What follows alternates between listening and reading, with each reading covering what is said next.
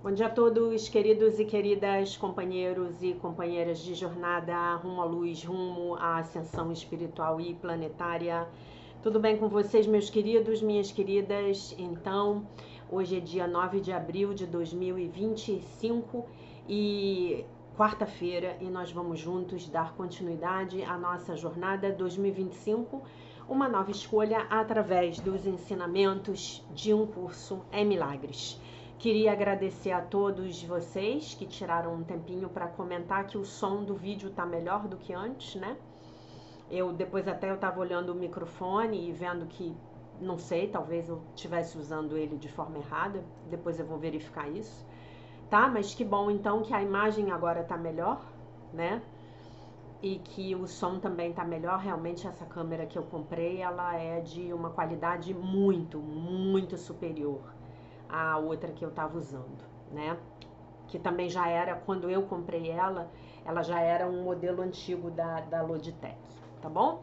Então vamos lá. Hoje nós estamos na lição 99, amanhã nós cumprimos o nosso centésimo dia de jornada. Estamos na lição 99 que declara: a salvação é a minha única função aqui, né? Então ontem nós declaramos: vou aceitar a minha parte no plano de Deus para a salvação, e hoje nós declaramos: a salvação é a minha única função aqui. Salvação e perdão são a mesma coisa. Ambos sugerem que algo saiu errado, alguma coisa da qual é preciso ser salvo, alguma coisa pela qual é preciso ser perdoado, algo que está errado e precisa de uma mudança corretiva, algo à parte ou diferente da vontade de Deus. Portanto, ambos os termos sugerem uma coisa impossível, mas que, no entanto, tem ocorrido, resultando num estado de conflito visto entre o que é e o que nunca poderia ser. Agora, a verdade e as ilusões são iguais, pois ambos têm acontecido. O impossível vem a ser aquilo de que precisas ser perdoado, aquilo de que precisas ser salvo. A salvação agora vem a ser a fronteira entre a verdade e a ilusão. Ela reflete a verdade porque é o meio pelo qual podes escapar das ilusões. No entanto, ainda não é a verdade, porque desfaz o que nunca foi feito. Como poderia haver algum ponto de encontro onde a terra e o céu pudessem ser reconciliados dentro de uma mente na qual ambos existem? A mente que vê ilusões pensa que são reais. Elas têm existência no sentido de que são pensamentos. E, no entanto, não são reais, porque a mente que pensa esses pensamentos é separada de Deus. O que une a mente e os pensamentos separados com a mente e o pensamento que são para sempre unos? Que plano poderia manter a verdade inviolada e ainda assim... o spam nojento aí. Gente, que tristeza isso, né? Só um minuto aqui pra gente bloquear aqui. Pronto. O que une a mente e os pensamentos separados com a mente e o pensamento que são para sempre unos?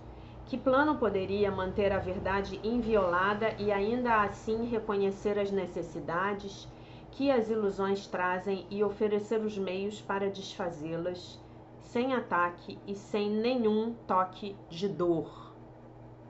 O que mais poderia ser esse plano senão o pensamento de Deus, pelo qual o que nunca foi feito deixa de ser visto, e os pecados que nunca foram reais são esquecidos? O Espírito Santo mantém esse plano de Deus exatamente como foi recebido dentro da mente de Deus e da tua. Ele está à parte do tempo, porque a sua fonte é intemporal. No entanto, ele opera no tempo devido à tua crença, segundo a qual o tempo é real. Inabalável, o Espírito Santo olha para o que tu vês: pecado, dor e morte, pesar, separação e perda. Mas ele sabe que uma coisa ainda tem que ser verdadeira.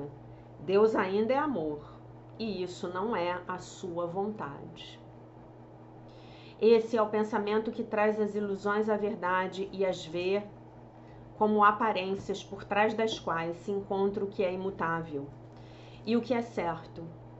Esse é o pensamento que salva e perdoa, pois não deposita nenhuma fé no que não foi criado pela única fonte que conhece. Esse é o pensamento cuja função é salvar, dando-te a função que ele tem como tua.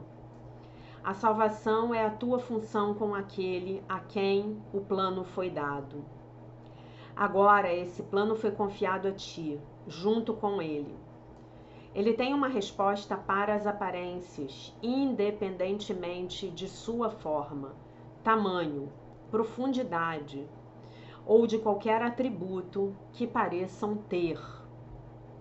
A salvação é a minha única função aqui. Deus ainda é amor, e isso não é a sua vontade. Tu, que ainda haverás de trabalhar em milagres, certifica-te de praticar bem a ideia para o dia de hoje. Tenta perceber a força no que dizes, pois estas são palavras nas quais está a tua liberdade. O teu Pai te ama. Todo o mundo da dor não é a sua vontade. Perdoa-te pelo pensamento de que ele tenha querido isso para ti. Em seguida, deixa que o pensamento com o qual ele substituiu todos os teus equívocos entre nos lugares escuros da tua mente que teve os pensamentos que nunca foram a sua vontade. Essa parte pertence a Deus, assim como o resto. Ela não pensa os teus pensamentos solitários e faz com que sejam reais, escondendo-os dele. Deixe entrar a luz e não olharás para nenhum obstáculo àquilo que é a sua vontade para ti. Abre os teus segredos à sua luz benigna e vê com que intensidade essa luz ainda brilha em ti. Pratica o seu pensamento hoje e deixa a sua luz buscar e iluminar todos os pontos escuros e brilhar através deles para uni-los ao resto. É a vontade de Deus que a tua mente seja una com a sua. É a vontade de Deus não ter senão um filho. É a vontade de Deus que tu sejas o seu único filho. Pensa nestas coisas ao praticares hoje e começa a lição que aprendemos hoje com essa instrução no caminho da verdade. A salvação é a minha única função aqui. A salvação e o perdão são a mesma coisa, né? Então eu poderia facilmente dizer: o perdão é a minha única função aqui. O perdão é a minha única função aqui. Em seguida, volta-te para aquele que compartilha a tua função aqui e deixa-o ensinar-te o que precisas aprender, para deixares de lado todo o medo e conheceres o teu ser como o amor que não tem nenhum oposto em ti. Perdoa todos os pensamentos que querem se opor à verdade da tua completeza, unidade e paz. Tu não podes perder as dádivas que o teu Pai te deu. Tu não queres ser outro ser. Não tens outra função que não seja a de Deus. Perdoa-te pela função que tu pensas que fizeste. O perdão e a salvação são a mesma coisa. Perdoa o que tens feito e tu és salvo. Há uma mensagem especial para o dia de hoje que tem o poder de remover para sempre da tua mente todas as formas de dúvida e de medo. Se fores tentado a acreditar que são verdadeiras, lembra-te de que as aparências não podem resistir à verdade que estas palavras poderosas contêm. A salvação é a minha única função aqui. Deus ainda é amor e isso não é a sua vontade. A tua única função te diz que tu és um só. Lembra-te disso nos intervalos entre os 5 minutos que dás para serem compartilhados com aquele que compartilha o plano de Deus contigo. Lembra-te, a salvação é a minha única função aqui. O perdão é a minha única função aqui. Assim, tu colocas o perdão na tua mente e permites que todo medo seja gentilmente posto de lado, para que o amor possa achar o seu lugar de direito em ti e mostrar-te que tu és o Filho de Deus. A salvação é a minha única função aqui. Deus ainda é amor e isso não é a sua vontade. A salvação é a minha única função aqui. A salvação e o perdão são a mesma coisa. O perdão é a minha única função aqui, né? Então, é isso aí. Fluir. Fluir. Fluir, gente. Aprendermos a fluir. Eu vejo hoje na minha vida o perdão muito como um fluxo, sabe? Um fluxo. Quando eu percebo que eu estou resistindo à vida, aos processos que a vida está me trazendo, está me propondo, as perguntas que a vida está me fazendo, eu sei que eu não estou perdoando. Lembrando que o perdão é o segundo passo na minha tríade santa. O primeiro passo é a aceitação. O segundo, o perdão. O terceiro, a gratidão. Se eu não aceito o fluxo, o que a vida está me trazendo, não vou conseguir perdoar. O perdão necessita da aceitação. Ah, mas é assim, né?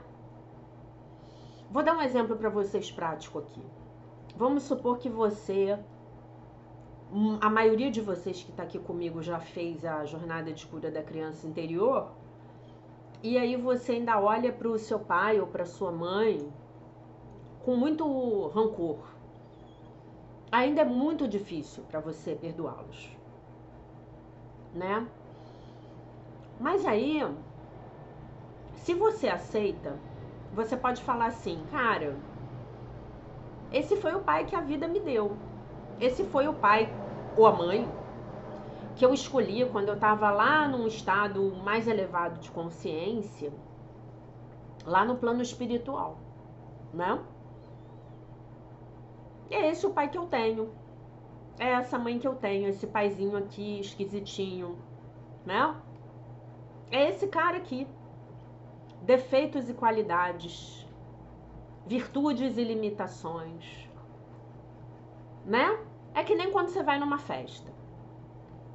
Você vai numa festa e de repente você gosta muito de beber guaraná, mas o anfitrião te serve Coca-Cola. O que você vai fazer? Ah, não bebo nada, peço água. Beleza. Né? Agora esse exemplo fica meio ruim, porque a gente já tá sabendo, né, que os refrigerantes fazem mal, né? Mas vamos então usar uma opção mais saudável, né? Eu só bebo refrigerante atualmente quando eu vou em festa. Mas não vou mentir pra vocês e dizer que eu não bebo, porque eu bebo. Tive num festão, agora tem 15 dias atrás, me entupi de Coca-Cola. Comum, né? Que eu não tomo nada diet. E aí tem lá o anfitrião servindo suco de laranja. Mas você não gosta, você gosta de suco de abacaxi. Você vai tomar? Só tem aquilo para beber. Você vai tomar, né? Então existem virtudes no suco de laranja, né? Que a gente pode apreciar. O problema é que a gente não quer aceitar. Se a gente não aceita, a gente não pode perdoar. E o pior, nesse não perdão, preste atenção no que eu vou falar. Nesse não perdão, há outros 2 não perdões implicados, que são muito piores do que o primeiro. Então, eu não perdoo o papai, por papai ser quem é. Mas, lá no fundo da minha consciência, eu sei que eu escolhi papai. Então, eu não me perdoo por ter escolhido o papai. Onde eu estava com a cabeça quando eu escolhi este estrupício para ser o meu pai? E aí tem um outro não perdão que é o pior de todos. É o não perdão a Deus. Como é que Deus me permitiu escolher este estrupício que é papai? Então, uma coisa que aparentemente era uma virou 3. Eu não perdoo o papai, eu não me perdoo por ter escolhido o papai, eu não perdoo Deus por ter me colocado num mundo onde eu tive que fazer essa escolha, ele permitiu essa escolha, por que eu tô aqui, o que eu tô fazendo aqui, eu quero ir embora. A salvação é a minha única função aqui. Deus é amor e isso não é a sua vontade. Não é a vontade de Deus que eu veja essa pessoa, essa situação, esse fato, essa perda, esse acontecimento com esses olhos. A salvação é a minha única função aqui. Deus ainda é amor e isso não é a sua vontade. Nada de ruim é a vontade de Deus. Nada. Absolutamente nada. Deus é somente amor e, portanto, você também e eu também. De um Deus que é somente amor, somente podem vir coisas, fatos, pessoas e situações amorosas. Não é mesmo?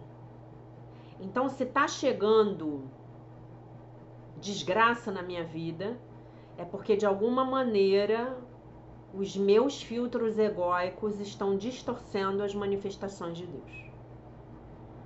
Então eu não preciso mexer com Deus, eu não preciso mexer com a criação, eu preciso mexer com os meus filtros egóicos.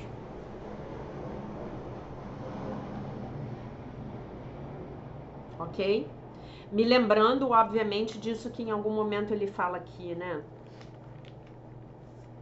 Ele fala aqui, né?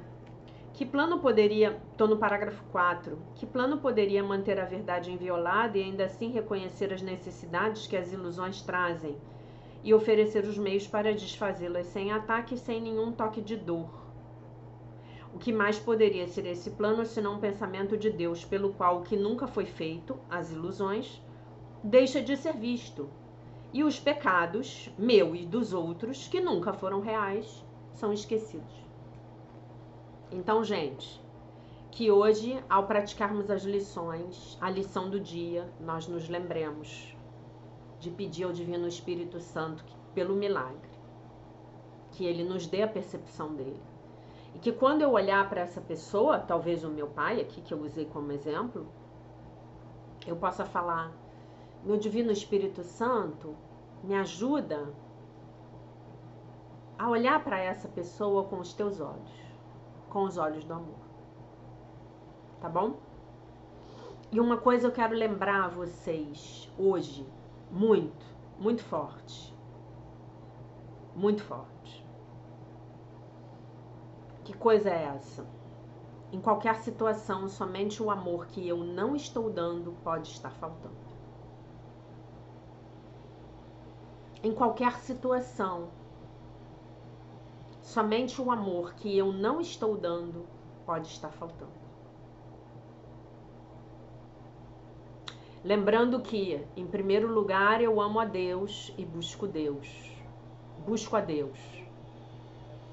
Em segundo lugar, eu amo a mim mesma. E me lembro que sou a filha de Deus perfeita, inteira, completa, maravilhosa, curada, íntegra e isenta de pecado. E em terceiro lugar, eu estendo esse amor ao outro. É desse amor que eu estou falando. Não estou falando do amor do ego. Senão a gente perde completamente a nossa lição. Tá bom? Bom, hoje é o 11º dia do ano cabalístico.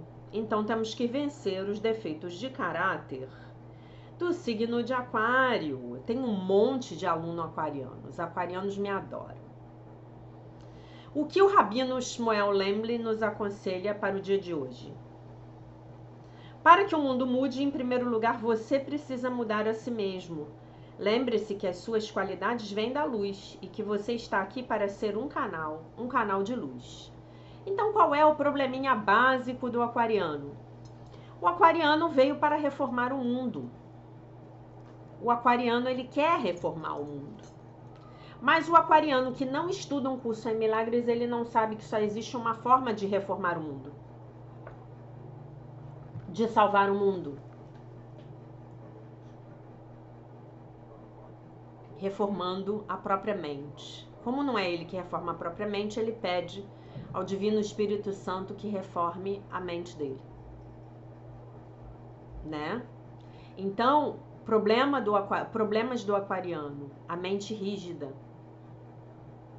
É aquele indivíduo que sempre quer ser do contra.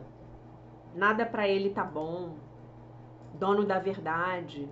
Ele sabe de tudo, o outro não sabe de nada. Você chega pro aquariano, conta uma coisa para ele que ele evidentemente não sabe.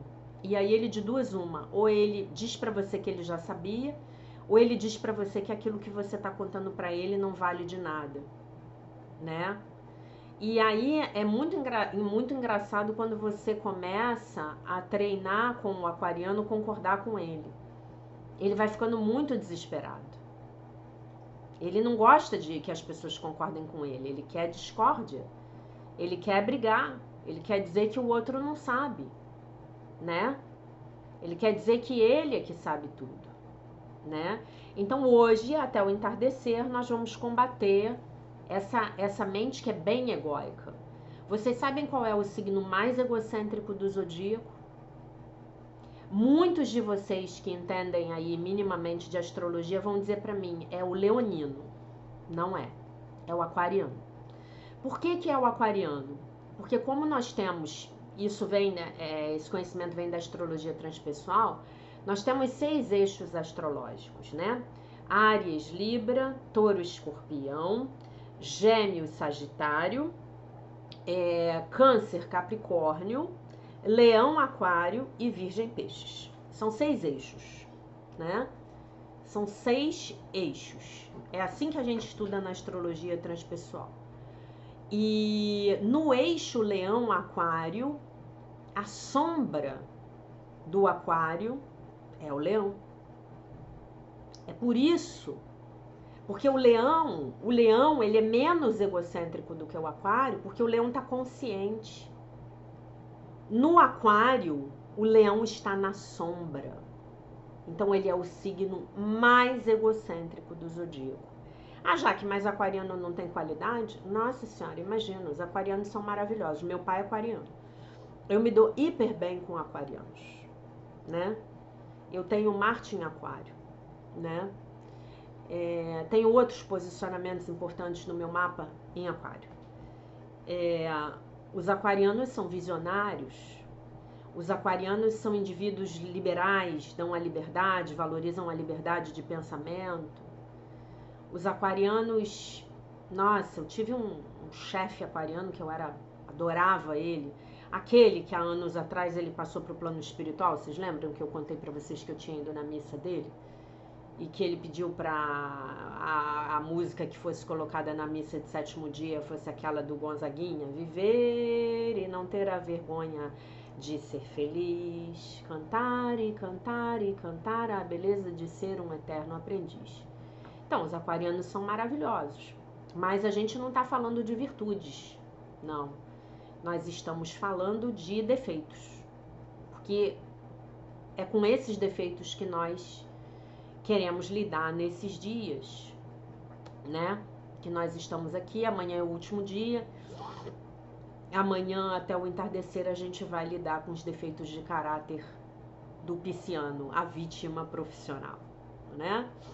Quem tem um pisciano de estimação aí sabe do que eu estou falando, né? Mas muito bem. Voltemos para o aquário. Então, onde é que o aquariano peca? Rígido, mente estreita. A mente é estreita. Você fala com ele uma coisa hoje, ô fulano, isso aqui é tão bacana. Ele fala pra você, isso é uma M. Daqui a 10 anos ele chega pra você e fala assim, poxa, me fala daquela coisa que você tinha me falado. Ah, poxa, mas você não tinha dito que era uma M? Mas agora eu quero saber. Pô, levou 10 anos pra abrir a mente, pra algo novo penetrar. Né? Não pode. Não nesse momento em que o planeta tá. Não temos mais tempo para isso, né? Temos que estar abertos, na minha opinião, à experiência, né? Isso aqui ressoa comigo? Beleza, eu vou experimentar e vou ver se funciona na minha vida. A Jaque tá falando que funciona na vida dela. Quem sabe não funciona na minha também. Ah, tentei e não funcionou. Ah, isto não é para mim. Beleza. Beleza. É que nem você provar um prato novo. Você, como dizia a mamãe, você não pode dizer que você não gosta se você ainda não provou. Não é mesmo? Então eu me abro para o novo, eu me flexibilizo.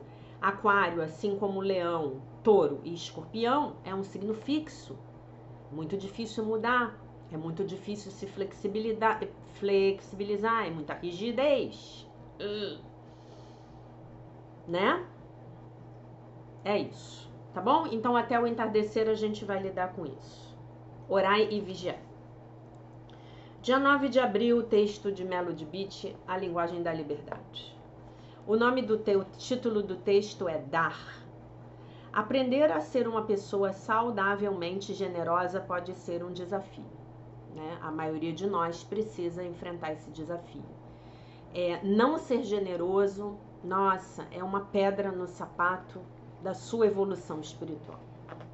Seja generoso, aprenda. Aprenda aqui a ser generoso. Aprenda a compartilhar as dádivas que você recebe. Aprenda a valorizar aquela pessoa que te ajuda. Aprenda. Muitos de nós nos sentimos presos numa generosidade compulsiva. Atos de caridade motivados por sentimentos não caridosos de culpa, vergonha, obrigação, pena e superioridade moral. Agora compreendemos que tomar conta e dar compulsivamente não funciona. O tiro sai pela culatra. Tomar conta faz com que continuemos a nos sentirmos vítimas. Muitos de nós demos demais, achando que isso era o certo. Depois ficamos confusos porque nossas vidas e nossos relacionamentos não estavam funcionando bem. Muitos de nós demos demais por muito tempo, achando que estávamos fazendo o que Deus queria. Depois, ao recuperarmos-nos, recusamos-nos a dar, a nos importar ou a amar por algum tempo.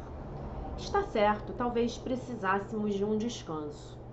Mas dar saudavelmente faz parte do processo de viver saudavelmente. O objetivo da recuperação dos relacionamentos codependentes é o equilíbrio. O cuidado motivado pelo verdadeiro desejo de dar com uma atitude implícita de respeito próprio e pelos outros. O objetivo da recuperação é escolher o que desejamos dar, para quem dar, quando dar e o quanto dar. O objetivo da recuperação é dar sem nos sentirmos vítimas, porque estamos dando. Estamos dando porque desejamos, porque é a nossa responsabilidade? Ou estamos dando porque estamos nos sentindo obrigados, culpados, com vergonha, ou nos achando superiores? Estamos dando porque nos sentimos envergonhados de dizer não? As maneiras pela qual tentamos ajudar as pessoas realmente ajudam ou impedem que elas enfrentem as suas verdadeiras responsabilidades? Estamos dando para que elas gostem de nós ou se sintam obrigadas em relação a nós? Estamos dando para provar que somos seres dignos? Ou porque apenas desejamos dar e isso nos faz nos sentirmos muito bem? A recuperação dos relacionamentos codependentes inclui um ciclo de dar e receber. Mantenha uma energia saudável fluindo entre nós, nosso poder superior e os outros. Aprender a dar de forma saudável leva tempo. Aprender a receber leva tempo. Seja paciente, o equilíbrio virá. Deus, hoje, a oração, né? Deus, hoje, guie-me em ser generoso e em meus motivos para dar. Então, por que eu estou dando? Meus motivos para dar são legítimos? Meus motivos para dar são legítimos? São? Será que são mesmo? Estou dando para manipular? Para controlar? Estou dando porque eu tenho medo que se eu não der, a pessoa vai embora?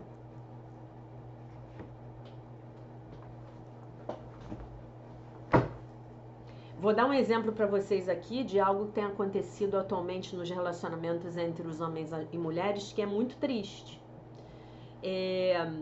Quando a mulher, ela não tem certeza se ela quer se envolver intimamente com um homem, e o homem pressiona ela, e ela, com muito medo que o homem vá embora, ela cede, sem ela ter certeza do que ela quer. Ela cede porque ela tem medo de perder aquele homem. Só que o que ela não entende é que se ela não está segura da decisão dela e decide em favor do outro e não em favor de si mesma, ela tem duas saídas aí.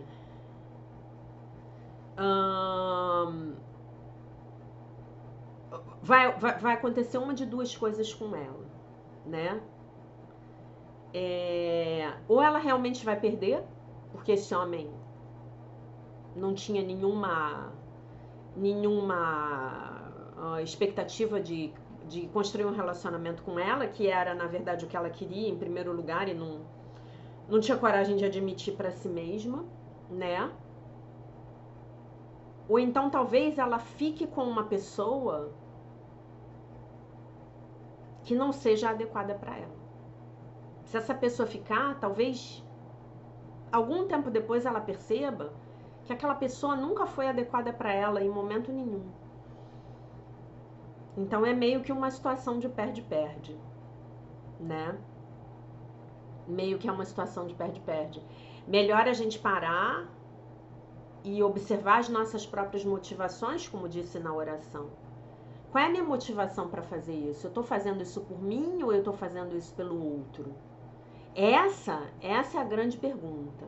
Anota essa pergunta aí na agendinha, dia 9 de abril de 2025. Eu estou fazendo isso por mim ou eu estou fazendo isso para agradar o outro? Porque quando eu faço por mim, não há arrependimentos, mesmo que a coisa dê errado, em qualquer situação, né? Não só nessa que eu estou usando como exemplo. Mas quando eu estou fazendo pelo outro, isso é um tipo de manipulação. Então vai dar errado. Vocês entendem? Mesmo quando parece ter dado certo, vai dar errado. Eu estou fazendo isso por mim ou estou fazendo isso pelo outro? E aí, se eu falar assim, eu estou fazendo isso pelo outro, minimamente, mesmo que eu decida fazer, talvez eu possa ir para essa ação de uma maneira mais inteira. Tá, eu tô fazendo isso pelo outro, mas eu quero fazer pelo outro. Eu quero muito, nesse momento, é muito importante eu fazer isso aqui pelo outro. Então eu vou fazer. Aí o outro depois, ele vai embora. Ele não me dá nem obrigado. Ah, muito obrigado. Nem isso eu ouço. Mas aí você pode falar assim, tá bom, mas eu fiz por mim. Eu fiz porque eu quis fazer. Me entristece eu não ter o reconhecimento, mas tá beleza. Eu fiz o que era preciso. Eu fiz o que o meu coração estava me pedindo. Eu fiz por mim, né? Então, hoje, antes de você entrar nesse seu movimento de doação compulsiva, examine os seus reais motivos. E antes de você se fechar na sua falta de generosidade, pergunte-se: como é que seria se eu pudesse retribuir isso aqui que eu tô ganhando? Se eu pudesse reconhecer, né? Porque para eu retribuir eu tenho que reconhecer o valor, né? Como seria se eu pudesse reconhecer o valor da contribuição dessa pessoa na minha vida? A diferença que essa pessoa está fazendo na minha vida?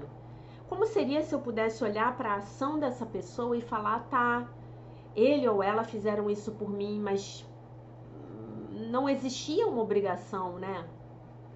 Olha que bacana, olha o que essa pessoa está fazendo por mim, olha que legal. Eu posso reconhecer. Às vezes dar o meu reconhecimento, nossa, já é um super agradecimento.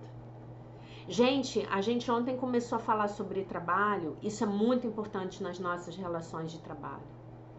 Muito importante. O reconhecimento. Será que eu estou reconhecendo o impacto que essa pessoa está tendo na minha vida? Eu estou aqui com essa pessoa todo dia. Será que eu reconheço? Será que eu demonstro o meu reconhecimento? Será que eu posso, de repente, ir na cozinha e pegar um copinho de café e levar para a pessoa? Será que eu posso comprar um bombom para ela na Páscoa? Será que eu posso reconhecer o que essa pessoa faz por mim? Será que eu posso encontrar maneiras de retribuir? Olha o que essa pessoa faz por mim todo santo dia. Às vezes só a presença daquela pessoa na minha vida ilumina a minha vida. Essa pessoa aqui é a faxineira que limpa o banheiro para ficar limpinho para eu poder usar. Essa pessoa aqui é o faxineiro que limpa os vidros da minha empresa. Essa pessoa aqui atende os telefonemas para mim. Essa pessoa aqui me traz uma mensagem positiva todo dia. Nos locais de trabalho onde você não tem esse tipo de sentimento de gratidão interconectado, né? As pessoas umas tendo gratidão pelas outras, esses lugares não prosperam. Não há prosperidade. Não há prosperidade porque não há gratidão. Porque tá cada um o tempo inteiro olhando para o próprio umbigo. Se você é empresário, empresária, tem uma empresa, você pode fazer a campanha da gratidão. Durante 21 dias você tem que, tô inventando, tá? Durante 21 dias você tem que, uma vez por dia, mandar um e-mail para uma pessoa da sua equipe agradecendo a ela por ter feito alguma coisa por você. Um e-mail, só um e-mail, não vai te custar nada. Em 5 minutos você prepara o seu e-mail. Mas faça um agradecimento sincero. Né? Outro dia eu mandei um e-mail para o meu chefe agradecendo a ele porque ele mandou retirar todas as persianas do nosso local de trabalho, mandou elas serem todas lavadas e consertadas, porque não se tinha dinheiro para trocar todas as persianas porque ia ser muito caro. Então ele mandou, ela tinha dinheiro para fazer a manutenção, então elas foram todas para o conserto e foram todas lavadas. E eu mandei um e-mail para ele agradecendo. Falei, olha que legal que você fez isso. Para mim significou muito, para mim fez muita diferença. Então, gente, essa é a mentalidade da gratidão. Gratidão é sinônimo de prosperidade, tá? E isso eu aprendi dentro da Seichonoye do Brasil. Então, a gratidão é uma prática diária para mim, tá? Eu vou ler mais um pouquinho do nosso livro, só mais um pouquinho, só para não dizer que eu não li, tá? O nome do livro é Milagres no Trabalho, Miracles at Work.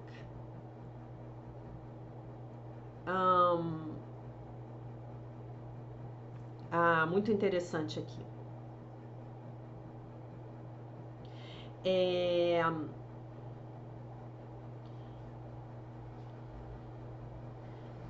A forma, isso aqui eu acho que eu já li, mas eu vou ler de novo, tá? Só pra gente não perder o contexto.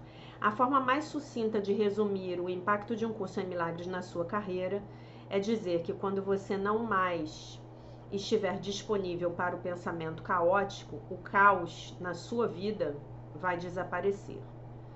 Embora os efeitos dessas mudanças de perspectiva sejam externos os efeitos dessas mudanças de perspectiva são externos e vão se tornar visíveis para os seus colegas instantaneamente. Mas você vai descobrir que a causa dessas transformações ela é muito interna e ela é muito espiritual. Para ser clara, entretanto, dado o nível de suspeita que pode e deve acompanhar qualquer busca religiosa, né, para que seja aí introduzida num negócio, os seus colegas poderão ficar encantados em saber que um curso em milagres, não é um livro sobre proclamar a sua fé ou sobre o recrutamento de novos estudantes de um curso em milagres no seu escritório. Então não é o objetivo. Você não vai ficar recrutando ninguém, tá? Para vir estudar o SEM. Você vai mudar. E a sua mudança vai causar algo nos seus colaboradores, tá? De fato, deixe-me declarar a minha opinião sobre isso logo aqui de cara. Por favor, não faça isso. Não vá recrutar as pessoas. Não vá. Em vez disso, esse é um curso em milagres é um livro sobre o amor aplicado ao trabalho. mas não o amor romântico, um amor ingênuo, ou até um amor sem fronteiras. Como Um Curso em Milagres em Si Mesmo, esse livro é sobre, tudo isso aqui é sobre um amor sagrado por toda a vida. É um amor santo que vai além de qualquer forma de comportamento ou diferença de personalidade, diretamente ao núcleo exato desse nosso ser unido, né? Que ela está chamando aqui de como se fosse um interser, o nosso ser interligado. A filiação, que é uma só. Os antigos gregos chamavam esse amor de ágape. Nas tradições orientais, o espírito desse amor tem sido comparado a um pássaro que tem duas asas. Uma é a sabedoria e a outra é a compaixão. E uma precisa da outra para que o pássaro precisa, né, das duas asas para que possa voar. Dada então essa reestruturação, como poderia o mundo não se beneficiar de uma infusão de espiritualidade no trabalho? E é exatamente isso que faz de Um Curso em Milagres um caminho de carreira notável. Não porque ele defina Deus como amor, o que ele faz, mas isso dificilmente faria do curso algo único. O que faz o curso único é que ele mostra a você como melhorar a sua vida radicalmente, aplicando esse mesmo amor sagrado a tudo, incluindo, e para os nossos propósitos, especialmente o seu trabalho. Como você já sabe, se a vida é uma sala de aula, então o trabalho é definitivamente o lugar onde nós recebemos as nossas tarefas, as nossas atribuições mais capciosas. Então, a pergunta que nós vamos responder juntos aqui é como nós vamos realizar essas atribuições, essas tarefas, a partir do nosso eu superior. Soa simples, mas não é. As complexidades de um negócio nos dias de hoje, especialmente quando comparadas, né, com as diferenças de personalidades e com a velocidade na qual nós somos desafiados a nos movermos, fazem a vida no trabalho profundamente difícil. Mas, à medida em que você começar a manifestar os tipos de milagres que Um Curso em Milagres ensina, se apronte, fique esperto, porque as pessoas que têm estado esperando por uma nova cultura de negócios emergir, então essas pessoas estarão esperando por você. O proselitismo não vai inspirá-las, mas a sua presença autêntica vai inspirá-las. E isso acontece porque o amor deixa eu ver como eu vou traduzir isso aqui, gente, que tristeza. O amor que flui através de uma mente conectada, tanto à sabedoria quanto à compaixão, sempre irá demonstrar a mais verdadeira de todas as verdades espirituais. A graça e não a posição no trabalho, cargo, é o nosso poder real. Em contraste, uma carreira que voa nas asas do julgamento e da competição simplesmente não poderá voar. Uau! E por aqui eu paro, tá, gente? Por aqui eu paro. Amanhã a gente lê mais, tá? Ela vai ensinar a gente sobre isso, tá? Então, de repente, se você estiver querendo montar um novo negócio, criar uma empresa, abrir uma empresa, mudar de emprego, mudar de carreira, trabalhar como autônomo, a gente vai ter bastante tempo aí para falar desse assunto, tá bom? Então, basicamente é isso. Gente, esse era o conteúdo que eu queria trazer para vocês no dia de hoje, tá? Aguardo os comentários de vocês sobre essa nova etapa da nossa jornada. façam os comentários, me deem o joinha se for possível, eu agradeço. Eu deixo vocês com a paz de nosso Senhor Jesus Cristo, com um beijo imenso, e se Deus quiser nós nos vemos novamente amanhã.